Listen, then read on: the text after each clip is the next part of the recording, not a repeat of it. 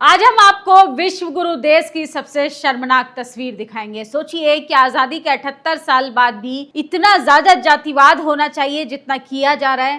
तमाम देश जब विज्ञान तकनीक पर बात करें, हमारे देश में जातिवाद का नंगा नाच चल रहा है। मैं बार बार जातिवाद पर आपको अवेयर करती हूँ, खबरें दिखाती हूँ, लेकिन कुछ लिबरल सेकुलर और बड़ी बड़ी बातें करने वाले लोग कहते हैं कि जातिवाद तो खत्म हो चुका है। सोचिए, क्या जातिवाद इस कदर अपनी चरम सीमा पर रहना चाहिए कि मरने के बाद भी आपकी चिता से निकलता धुआं भी जाति के आधार पर तय कर दिया जाए कि ये दलित की चिता से निकलता धुआं है और ये अन्य जाति की चिता से निकलता धुआं। सोचिए किस तरीके से जातिवाद जो है वो अपनी चरम सीमा पर है। महंगाई, बेरोजगारी तो ये अलग मुद्दा है, लेकिन सोचिए असली मुद्दे पर तो मीडिया बात नहीं करता, इस देश के नेता बात नहीं करते। जनता के बीच में जो भी आवाज उठाता है जाति भेदभाव के खिलाफ, उसकी आवाज को भी दबाने का काम किया जाता है। आपको पता है कि धुएं की भी एक जाति होती है? नहीं पता तो आज मैं आपको बताऊंगी। इस देश में हर चीज की एक जाति है, पेड़ पौधों से लेके खेत खलियानों तक। खेत खलियानों में होने वाले जातिवाद को लेके अब मरने के बाद भी चिता से निकलता धुआं भी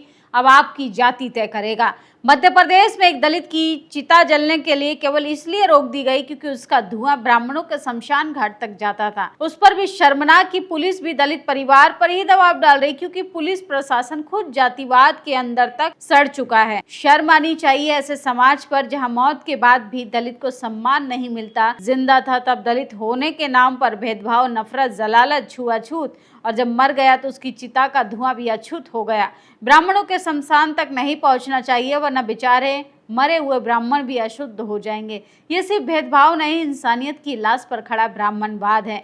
जिस समाज में मृतक की चिता का धुआं भी जाति देखकर स्वीकार किया जाए, ये समाज को सभ्य कहलाने का कोई अधिकार नहीं। सोचिए, मध्य प्रदेश की पुलिस खुद दलित परिवार को रोक रही है ताकि वो चिता शमशान घाट ना लेके जाए। हम किस तरक्की की तरफ जा रहे हैं? हम किस विकास की बात कर रहे हैं? हम कैसे, कौन से देश को विकसित बनाना चाहते हैं कि हम इतने असभ्य होते जा रहे हैं कि जाति के आधार पर भी मरने के बाद भी किसी भी इंसान को नहीं बख्श रहे हैं क्योंकि वो दलित समाज से आता है। सोचिए, जिन लोगों को प्रोटेक्ट किया जा रहा है, प्रशासन जिनके समर्थन में खड़ा है, उन्हें तो दलित के पढ़ने से लेके लिखने तक, मरने तक, बोलने तक हर चीज से दिक्कत है। और अब मरने के बाद चिता से निकलता धुआं भी ब्राह्मणवाद को पच नहीं पा रहा। बहुत लोगों को इस वीडियो से तकलीफ हो सकती है, लेकिन कब तक हम सच्चाई को नकारते रहेंगे? कब तक हम अपनी आस्थाएं और अपने धर्म की आड़ में अपने कुकर्तियों को छुपाते रहेंगे? सोचिए, धर्म एक अलग मुद्दा है, लेकिन सोचिए सामाजिक कुरीतियों पर तो बात करना बनता ही है। क्या मरने के बाद भी जातिवाद इतना चरम पर रहना चाहिए कि तमाम देश जब विज्ञान पर बात कर रहे हैं, तकनीक पर बात कर रहे हैं, चाइना और रशिया सोचिए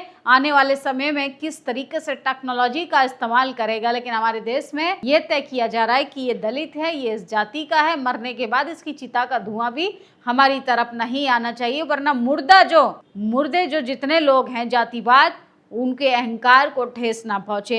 और सोचिए, माय लॉर्ड कहती हैं भारतीय न्यायपालिका जातिवाद का वे अड्डा है जहां सवर्ण जजों के भाई भौजाई, भतीजा, भांजा, ससुर, दामाद, बहू, बेटी आपस में मिलकर जज बनते हैं। ये कह रही है मैडम कि जो उनके माँ बाप पढ़े लिखे हैं, जो दोनों नौकरी में, उनके बच्चे के आरक्षण को खत्म कर देना चाहिए। तो इनको शायद आरक्षण के बारे में डिटेल में पढ़ने की जरूरत है कि आरक्षण, सामाजिक कुरीतियां जब तक खत्म नहीं होंगी, आरक्षण को EWS कोटा नहीं जो आर्थिक आधार पर दे दिया जाए, दलितों को उनके अछूतपन पर मिला है, उनको किस तरीके से अनटचेबल बना रखा है 78 साल बाद भी, इसको लेकर बात तो होनी चाहिए। हाल ही में मथुरा में दलित समाज की बारात पर ठाकुर बाहुल्य क्षेत्र में पथराव और मारपीट का मामला सामने आया। अब इस मुद्दे पर आम आदमी पार्टी के राज्यसभा सांसद ने प्रतिक्रिया दी। उन्होंने कहा, मथुरा में दलित समाज से आने वाली 2 सगी बहनें शादी कर रही थी और हंगामा करना कौन सी बहादुरी है? इसी सामाजिक न्याय की बात करते हैं तो सोचिए, 2 बहनों की बारात निकलनी थी, लेकिन कुछ लोगों को ये बर्दाश्त नहीं हुआ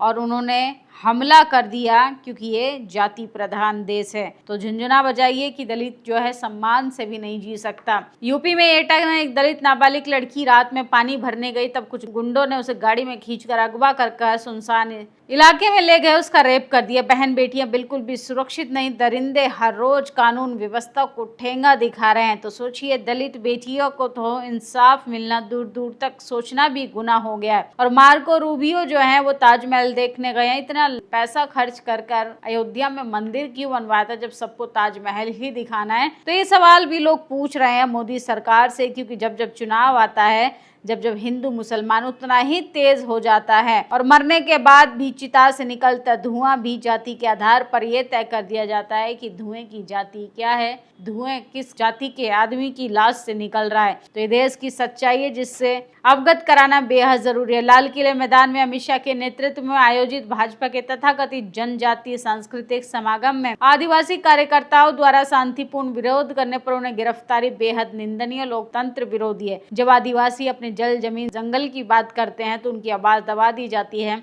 लोकतंत्र का विरोध करना भी अपराध हो गया। आदिवासी समाज को अपनी पहचान, अधिकार, अस्तित्व की लड़ाई लड़ रहा है। दमन और गिरफ्तारी की आवाज दबने वाली नहीं। तो सोचिए, जो लोग अपने अस्तित्व के लिए आवाज उठा रहे थे, पेड़ काटे जा रहे हैं, उसका खामियाजा आने वाली पीढ़ियों को भोगना पड़ेगा। और किस तरीके से देश में ये स्थिति इतनी चरमराई हुई है कि इन खबरों पर कोई बात नहीं करता। दलित जाति के आधार पर प्रताड़ित है, मुसलमान धर्म के नाम पर प्रताड़ित है, और बाकी लोग तो इस तरीके से महंगाई की मार झेल रहे हैं कि कोई भी भाजपा सरकार को सत्ता में देखना तो बिल्कुल पसंद नहीं कर रहा।